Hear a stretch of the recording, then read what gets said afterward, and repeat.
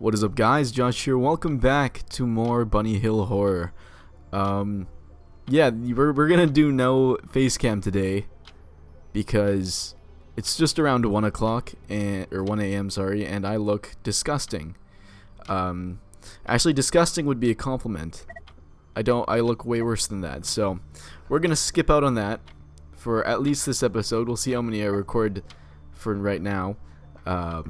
But yeah, so we're still trying to figure out the coffin passcode here, which is the 5-digit code. But yeah, don't know what the code is. So, dreamy, sleepy, nighty, snoozy, snooze. Too bad Faye didn't give us the code, eh? That'd be nice. What is this even a code for? Is this a code for a coffin or a little door or something? A doorway cleverly hidden amongst the coffins. Okay, so it's for a doorway. We still need to figure out... Oh, that's not what I wanted to click. I did that by accident. We still want to kind of figure out what it is. So I'm thinking it might be out here actually with what's his name? Len? So, if we go to the shed, we read the note. Make fence door creakier, feed monstrosities, arrange books in the library, lock up rooms, prepare for drug distribution. Drug distribution. That's funny.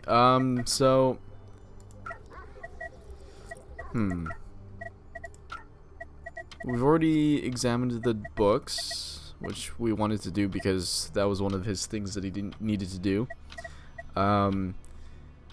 In a comment that Crunchy Fried Games left on the video, the first episode, he said I didn't go upstairs. But what is more upstairs? Wait, let me check the comment real quick. Yeah, so shame you didn't go upstairs. Je ne sais pas. Oh, wait, that was just the first episode, though. I already have 2 recorded. The second one's actually coming out today. So this is upstairs. I technically have done this part. I guess his comment must have meant for... I don't know. Anyways, he probably wanted me to see the tits or something. So, what do we gotta figure this shit out. The only thing that makes sense is that it's in the books or something, right? She left the web, she left the loom. I've already gone through these, though. So, like, 3 paces through the room. That's 3. Ah, man, maybe I'm just stupid. Is it gonna be in here? Probably not, eh? No, this is frickin' newspaper, so. Another article. Have I read this before? GCP, which was previously the international standard for clinical research, has seen by many to be unwieldy and counterproductive. This is a great day for healthcare, declared Mr. Mandius. For too long, well-meaning companies like Mercy & Co. have had our hands tied by red tape and antiquated regulations, such as GCP. I ask you, if you or a loved one were dying of a complicated illness, would you not want the drug companies to do everything in their power to save your life? I've known important research trials delayed because the date was in the wrong format. You couldn't make it up. The updated guidelines now allow for implied consent onto clinical trials. Healthcare practitioners to have general rather than specific training, and continues page 94. Judging from the articles, you feel you could take a shrewd guess at which celebrated entrepreneur and philanthropist owns the Mercia Sentinel. Yeah. So that didn't really help us, though. Read the book. So 3, 1832, 1, 9/11, 3, 32, 1, 9/11. So we'll try those. 3, 1832, 1, 9/11. 3, 1832. Nope. 1. Wait. Did I say 9/11 by accident? I think I meant to say 1911, didn't I? Hold up. 1832. I said 9/11, didn't I? 1911 is what I meant to say. Whoopsies. I must be a little tired, you know. I feel like I'm gonna be stuck here for a while. I'd like to enter Elf's room, but I'm gonna have to blur her titties out again, so Daisy's room's locked. Faye's room, nothing's really different. Paintings probably won't help it anymore. No one's in the antechamber. God damn it. Anything in the parlor? Painting, leave room, newspaper. Can't be in the newspaper. Shit. One thing I can think of is the library, right?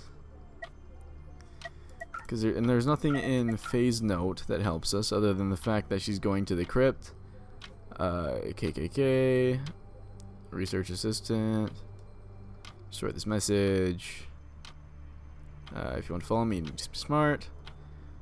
Remember to say aloud, "Oh, for one to hate." Is that a hint? Seems the whole household has been infected with madness. I'm not going to succumb to that.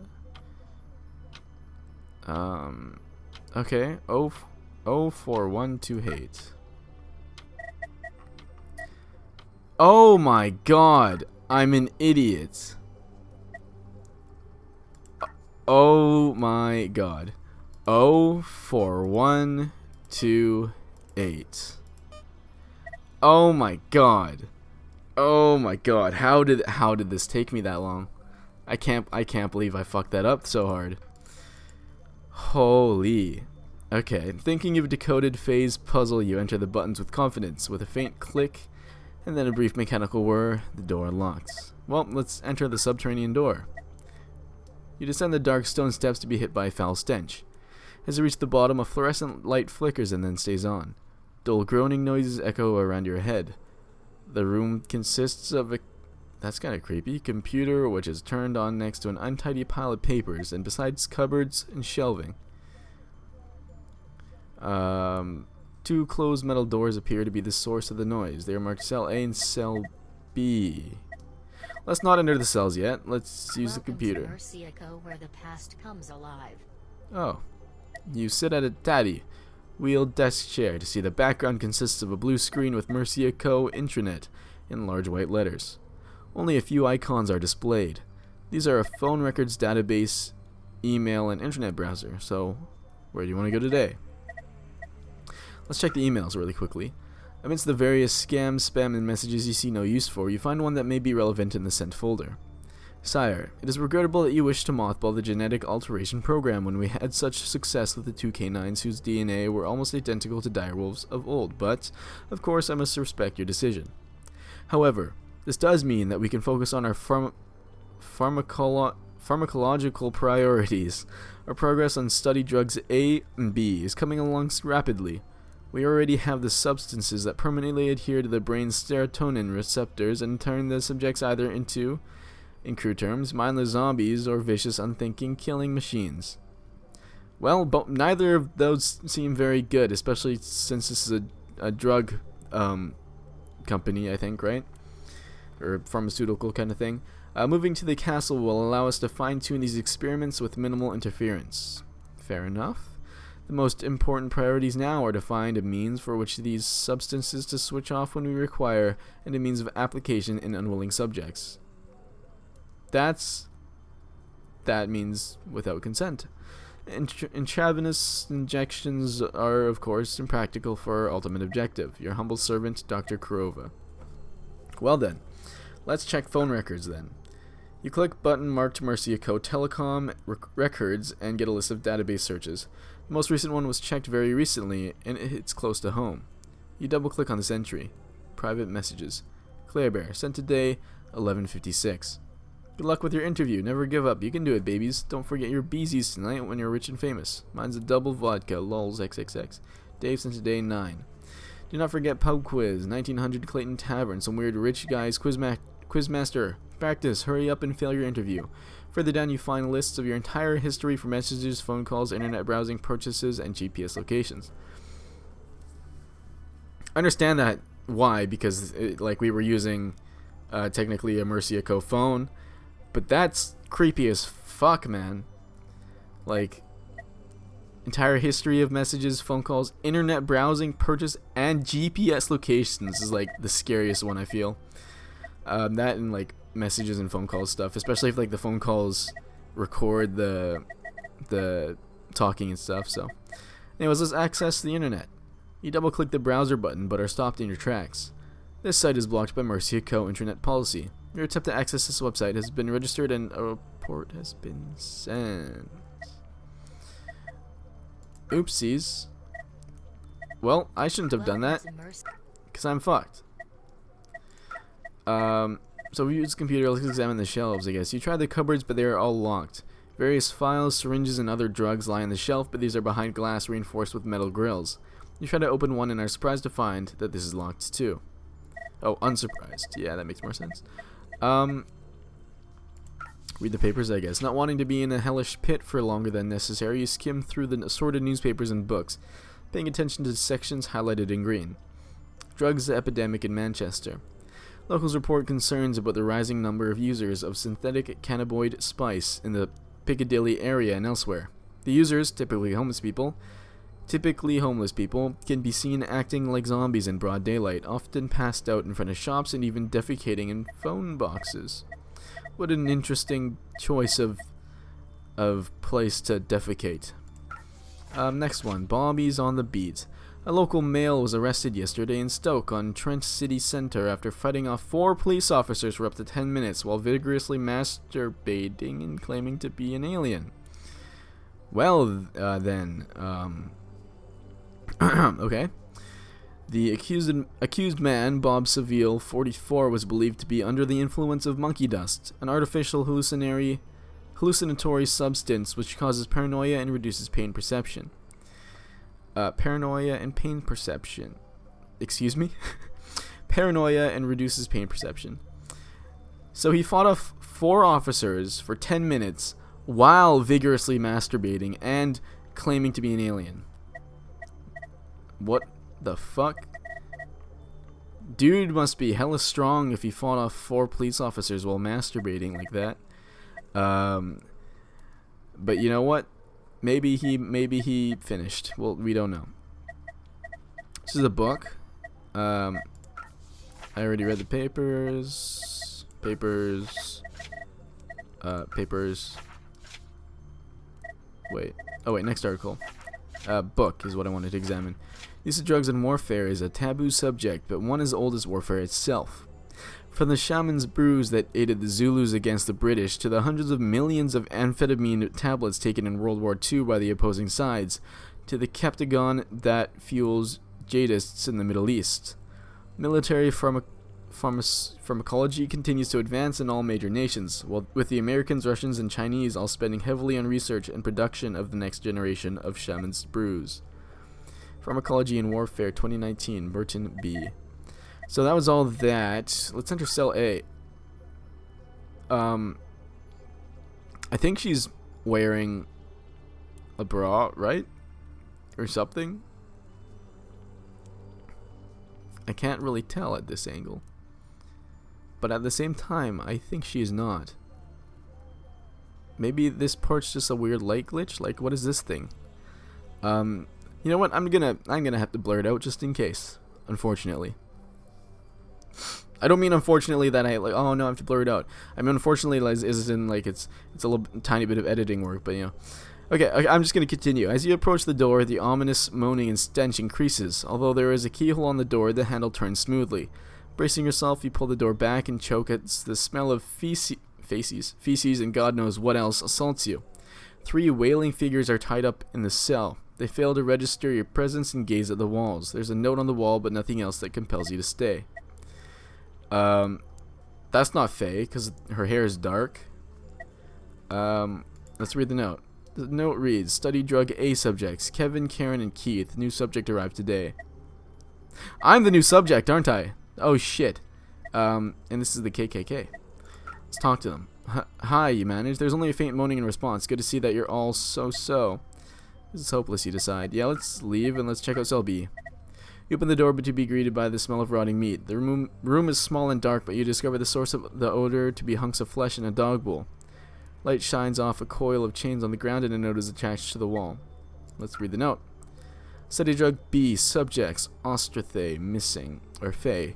Recommend tighter security procedures for cell B due to strength and aggression caused by administered drug. Well, we're going to take the meat. Congratulations, you know the proud odor of some rotting innards. Sick. So, if we think about it, Faye's missing. We don't know where she is. I doubt she's in the shed, but the reason we have the meat is for the dogs. So we can throw it to a different section of the yard. The dogs can be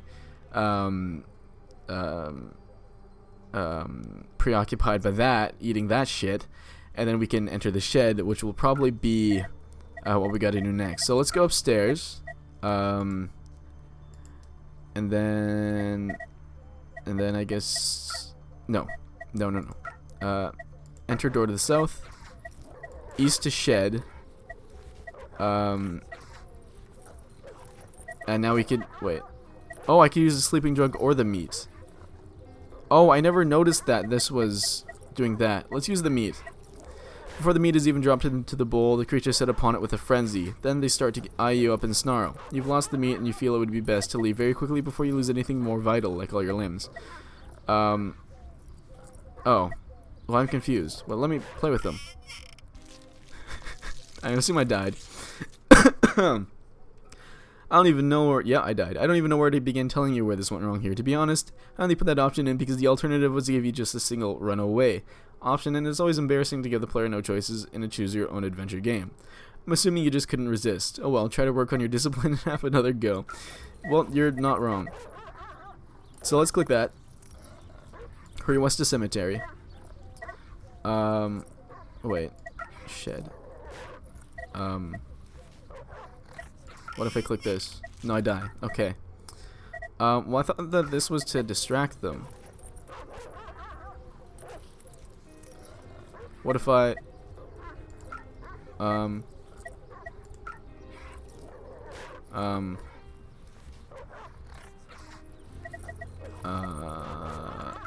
Let's do this. We have both. What if I use this? You squirt off some of the sleeping potion of the dog bowl. This fails to speak at their interest. There we go. Now I could use this. And now you drop the tainted meat into the bowl, and the beasts spring to life, almost tearing each other apart to get at the food. Once the last of the meat, gristle, and bone fragments they disappeared. Have disappeared. They disappear just like the meat did. They start eyeing you up, flanking you on both sides. One starts to spring up, but hesitates and woosely just sideways. The other has lost interest in you, and soon both drop to the ground and drift off into their direwolf dreams. Yes. Okay, so let's open the shed wolf door. Shed wolf door? What? The shed door. Why did I say wolf? Am I high? The shed bolts make a loud noise as you pull them back, but the direwolves are out cold. Disappointingly, the shed doesn't appear to have been stocked yet, but does contain 2 sturdy work boots, which you take before going back outside. So now we have the boots. I don't fucking know. What are we supposed to do with this shit? So okay, let's go back to the cemetery. We'll go back to the crypt. We'll go... no. Upstairs. We'll go back to the library. We'll return to the corridor. I think that it might be over here. So these pair of wait, I should read this first. War-worn and practical rubber boots that you stole. These are especially practical as your special value smart shoes currently seem to be disintegrating. So what if I go... Oh, didn't mean to do that. West into the woods. There we go. I knew it. Oh my fucking god. I think I found Faye. You put on Len's work boots and head west into a thicker section of woodland. The moaning suddenly resolves itself and a snarling apparition lurches into view. You jump and consider running until you realize the twisted woman is beyond the stream and can't seem to get past. Relief turns to bewilderment as you realize the woman is diarist and cryptic clue enthusiast Ostrathe. Climb fence to go west, climb fence to go north, jump across the stream, go east, talk to Ostrathe. Let's talk to her first. Hello, Faye. You begin hearing your voice crack. You fancy that the Faye thing turns slightly as she hears her name, but this may be your imagination. I found your diary, followed your clues, and now... She continues to moan and your words stick in your throat. What if I try jumping across? With your boots on, you feel more confident that you'll be able to clear this jump. You take a run up, leap into the air, and fall short again. This time hitting your shin on a rock. Scrambling back, you decide there must be another way to escape. So I can't do that. Fence to the north. Nope. Fence to the west. No, you vow never again. Fence to the west. God damn it. Alright, so I could go east. Oh wait, I should go, I need to call her, I guess, first, so. Phone Elf. Elf answers her phone after what seems like a long time. You relay the situation as calmly as you can manage and think you hear her footsteps pacing down the stairs well before you finish. Oh. Okay. Well, here she is. She finally put on some goddamn clothes. Hi, sis. Elf appears in no time after your message and his glazed expression on her face. What are you doing out here? Dad won't like it. Of course, you were never one to just take his advice. Always exploring places you shouldn't. Maybe you should just come back to your cell. Oh, she knew about the fucking cell? Faye's moans turn into an even more menacing silence as she stares at her sister. The contest is soon over and Faye moves on to the east. Silly bitch. Oh, bye. You both, I guess. She never could jump that stream. That's why she's lost. Elf says, followed by an unnerving burst of laughter that's half schoolgirl giggle and half unhinged mania. I think it's more like 90% half unhinged mania, or more 90% unhinged mania, sorry. Can I leave now, you ask with feeling, breaking the spell. What? Oh yes, you'll want to get to the pub quiz with the gang, won't you? Of course, Bob's on the bridge and he won't let you leave just for me. Unless. If I were to have a problem with my bedroom, he'd have to come up and fix it, wouldn't he? He's always very eager to fix things for me when the old man's out. Oh, don't look at me like that. Faye passes her time exploring and rebelling. I spend it in more satisfying ways. Oh, I'm sorry. I read that really wrong. Oh, don't look at me like that. Faye passes her time exploring and rebelling. I spend it in more satisfying ways. Which approach has worked better, would you say? Okay. Yeah, you do you. Elf grins and moves close, touching his shoulder with one hand and taking a phone out with the other. 10556 10556. She says that she dials a number and walks back to the castle. So 10556. Yes, now we have Bob's phone number. I was just making sure.